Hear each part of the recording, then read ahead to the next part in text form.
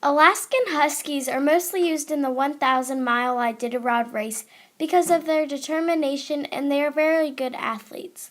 Mushers love their dogs. They think of them as trained athletes, family pets, and friends. Questions and answers. Hi, I'm Elizabeth, and I'm here today with Martin Moser. So, Martin, what makes a good sled dog? A good sled dog is a lot like a good person. Honest, hardworking, friendly, with a positive attitude, and curious. Other dog characteristics include good appetite, good feet, and ability to run fast for a very long way. The physical traits and muscular structure of the dog's body are important, but the best dog is the one with heart, willingness, and the desire to get the job accomplished. Is there a special bond between the musher and the dogs? Yes, I'm very close to my dogs. They usually let me know how and what they are feeling in their own language. It's dog language, a lot like body language. It takes a lot of intuition. I know the dogs really well and understand what they want. It's just communication on a different level. It's like knowing your child is going to be sick before the child actually gets sick. How do you reward your dogs after the race? They get the best food, the best attention, all kinds of hugs, treats, and walks. Facts about dogs.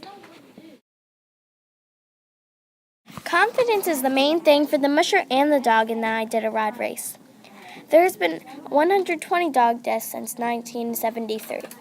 Mushers need to train their dogs so they can be prepared for the 1,000-mile Iditarod race.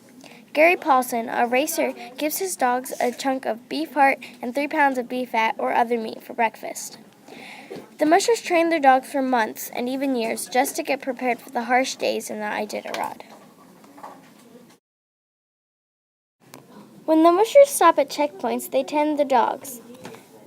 Mushers take care for their dogs. They give them good warm food and warm straw beds to lay in at checkpoints. The 1,000-mile Iditarod race is challenging, unpredictable, and exhausting for the dogs and the mushers. Interviews. I'm here with Jeff King. He's going to race this year again. Last year, there were some weather factors, and you had to stop. What'd you learn from that? I didn't learn anything from that. I knew when you get into some situations, dogs come first.